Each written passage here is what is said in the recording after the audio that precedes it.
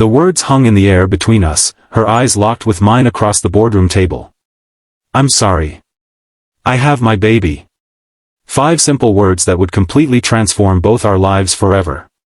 If you've ever felt that life has backed you into an impossible corner, stay with me until the end, because sometimes, the most unexpected moments lead to our greatest blessings. If this story of resilience, unexpected connection, and finding family in the most surprising places resonates with you, please hit that like button and subscribe to our channel for more content that reminds us of the power of human compassion. The morning had started like any other for Jack Reynolds, chaotic, exhausting, and running dangerously behind schedule. At 34, he'd never imagined his life would look like this, a single father to 5-year-old Lily, working a mid-level position at Innovatech Industries that barely covered their expenses, and perpetually exhausted. "Daddy, my hair isn't right," Lily complained, tugging at the lopsided ponytail he'd attempted to fashion while simultaneously brewing coffee and ironing his only presentable dress shirt. "I know, sweetheart. Let me try again," Jack said, setting down the iron and kneeling beside his daughter. His large hands, more accustomed to typing reports than styling hair, fumbled with the elastic band. "How's that?" Lily examined her reflection in the toaster and sighed dramatically. "It's okay, I guess." Jack checked his watch and felt his stomach drop. They were going to be late, again. Mrs. Patel from next door, who watched Lily before school, had texted that she had a doctor's appointment this morning, which meant Jack had to drop Lily at school himself before heading to work. "Grab your backpack, Lil. We've got to run." 20 minutes later, after dropping Lily off with a hurried kiss and a promise to be on time for her school play that evening, Jack sprinted into the Innovatech building, dodging other employees as he made his way to the elevator. His department meeting had started 5 minutes ago, and his boss, Richard Harmon, had made it abundantly clear that tardiness would no longer be tolerated. "Hold the elevator, please," Jack called, seeing the doors begin to close. A hand shot out, stopping the doors, and Jack slipped inside with a grateful "thank you." He found himself standing beside a woman in a sleek, modern wheelchair. She wore an impeccably tailored charcoal suit, her dark hair cut in a precise bob that framed striking features. What caught Jack's attention most, however, were her eyes, intelligent, observant, and somehow both warm and calculating at once. "Rough morning?" she asked, her voice carrying a hint of amusement. Jack ran a hand through his disheveled hair. "That obvious, huh?" "The mismatched socks were my first clue," she replied, nodding toward his feet. Jack looked down in horror to see one navy sock and one black. "Perfect," he muttered. "Just perfect." The woman smiled, but it wasn't mocking.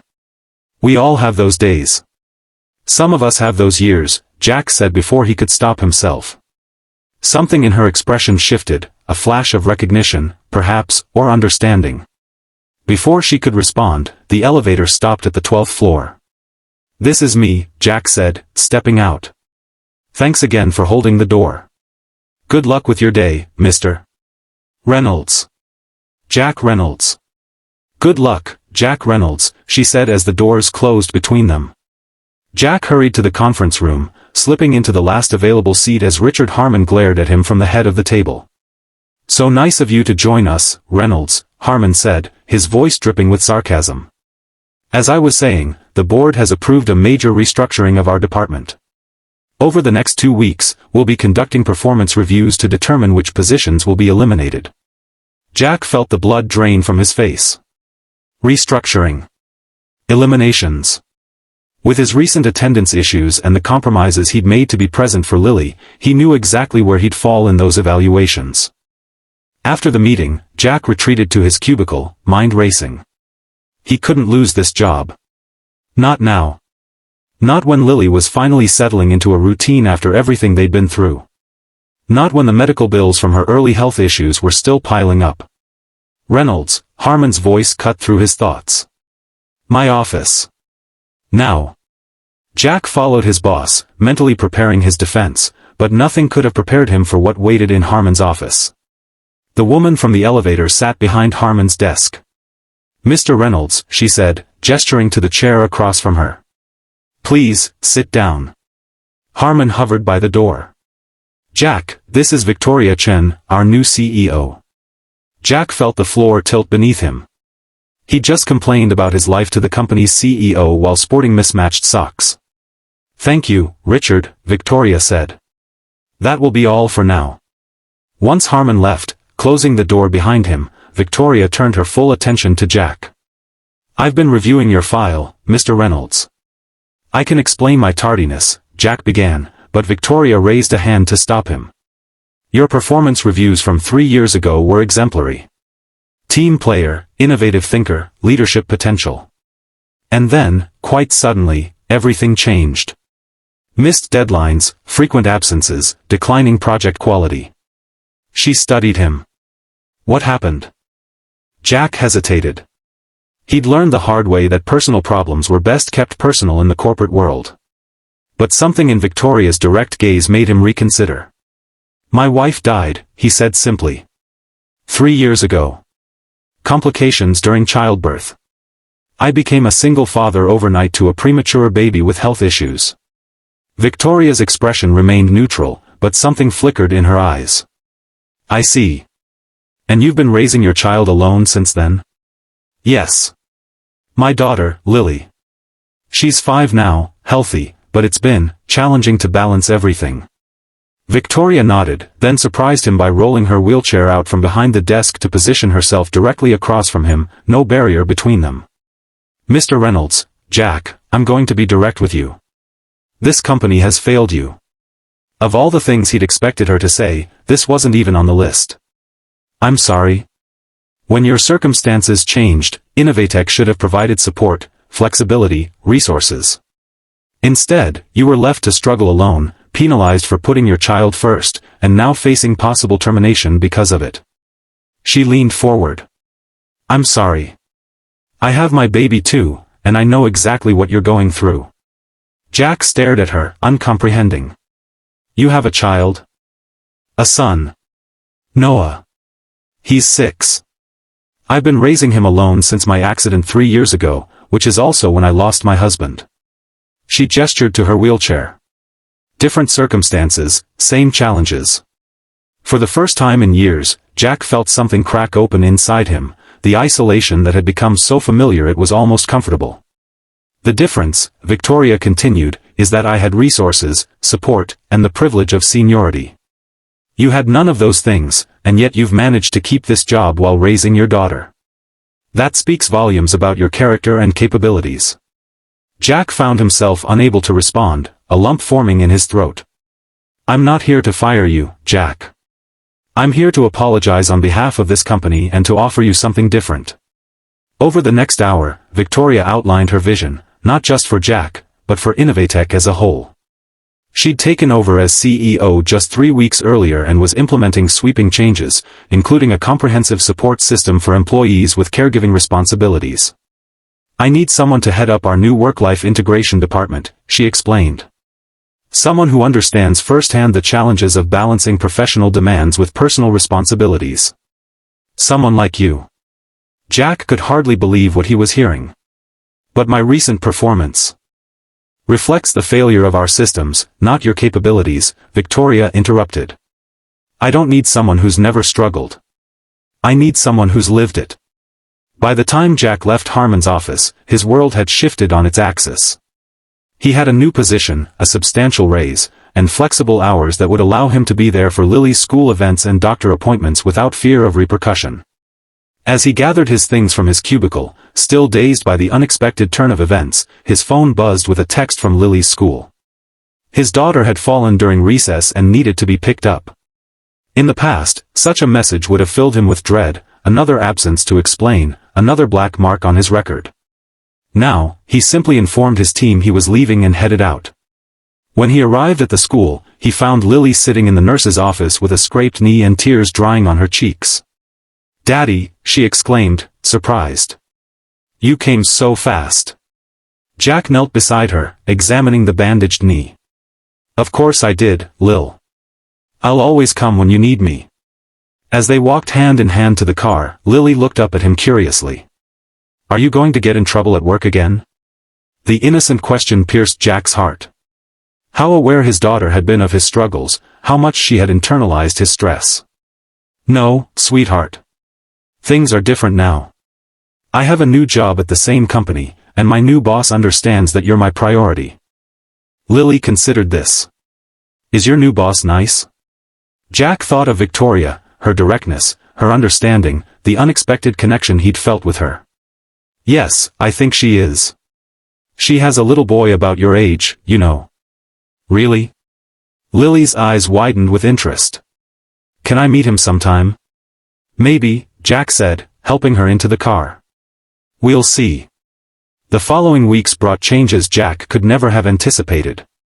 His new role challenged him professionally while accommodating his responsibilities as a father.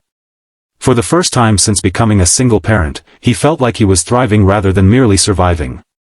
Victoria proved to be a demanding but fair boss, pushing Jack to develop policies and programs that would genuinely support employees with caregiving responsibilities. Their shared experiences as single parents created an understanding between them that made their working relationship uniquely effective. One evening, as Jack was preparing to leave the office at a reasonable hour, another welcome change, Victoria rolled up to his desk. How's the childcare subsidy proposal coming along? She asked. Almost finished, Jack replied. I should have it ready for review by tomorrow afternoon. Victoria nodded, then hesitated, something uncharacteristic for her. Jack, I have a somewhat unusual request.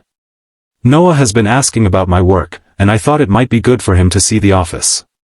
I'm bringing him in on Saturday morning for a brief tour. I wondered if you might consider bringing Lily as well. The invitation surprised Jack. While they'd occasionally mentioned their children to each other, they'd maintained a primarily professional relationship. Noah doesn't get many opportunities to meet other children in settings where I'm comfortable, Victoria added when Jack didn't immediately respond. His medical needs can make traditional playdates challenging. Medical needs? Jack asked before he could stop himself. Victoria's expression remained composed, but Jack noticed her hands tighten slightly on the arms of her wheelchair. Noah has cystic fibrosis. It's well managed, but it requires certain precautions. Jack thought of Lily's early health struggles, the nights spent in hospital rooms, the constant fear. Lily would love to come, he said. She's been curious about where I work now that I don't come home looking like I've been through a war zone every day. Victoria's smile transformed her face, softening the professional mask she typically wore. Excellent. Shall we say 10 a.m.? Saturday arrived with Lily buzzing with excitement about visiting Daddy's big important office and meeting the lady boss's little boy. Jack found himself unexpectedly nervous as they rode the elevator up to the executive floor where they'd agreed to meet. Victoria was waiting in the reception area, her wheelchair positioned beside a small boy with dark hair and serious eyes. Noah was thin but not fragile-looking, with his mother's sharp features softened by childhood roundness. Noah, this is my colleague Mr. Reynolds and his daughter Lily, Victoria said as they approached. Noah regarded them solemnly before offering a polite, hello. Lily, never one for shyness, stepped forward with her hand extended just as Jack had taught her. I'm Lily Reynolds. I'm 5 3/4. How old are you? 6 1/2, Noah replied, shaking her hand with careful dignity. Do you want to see my bandage? Lily asked, already rolling up her pant leg to display the colorful adhesive bandage covering her healing scrape. I fell at school. Noah leaned forward with interest. I have lots of bandages sometimes too. When I have treatments. Just like that, a connection was formed.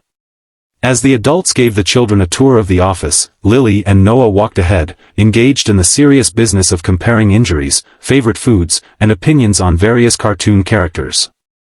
They seemed to be getting along, Victoria observed as they watched the children examining the fish tank in the main conference room.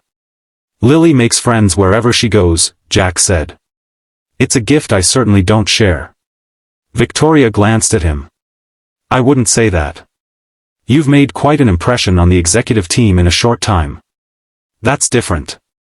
Professional relationships are straightforward, there are clear expectations, defined boundaries. Jack hesitated, then added, personal connections are more complicated. Because the stakes are higher, Victoria said quietly. Their eyes met, and for a moment, Jack felt that same unexpected connection he'd experienced in their first meeting, a recognition that went beyond shared circumstances to something more fundamental. The moment was broken by Lily's excited voice. Daddy! Noah says they have a cafeteria with ice cream. Can we see it? Please. The tour concluded in the company cafeteria, where the children enjoyed ice cream while the adults had coffee. Jack was struck by how at ease Victoria seemed in this setting, away from the pressures and formalities of her CEO role.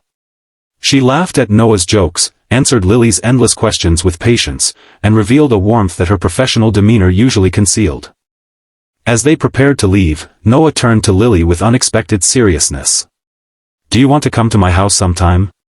I have a really cool train set, but I'm not allowed to go to other people's houses because of germs. Lily looked to Jack with pleading eyes. Can I, Daddy? Please. Jack glanced at Victoria, who seemed as surprised by her son's invitation as he was. That would be up to Noah's mom, he said carefully. Victoria recovered quickly. We would be happy to have you both over, if you're interested.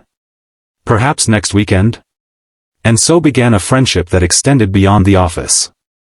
The children's easy connection gave Jack and Victoria permission to lower their own guards, gradually sharing more of themselves during the hours while Noah and Lily played.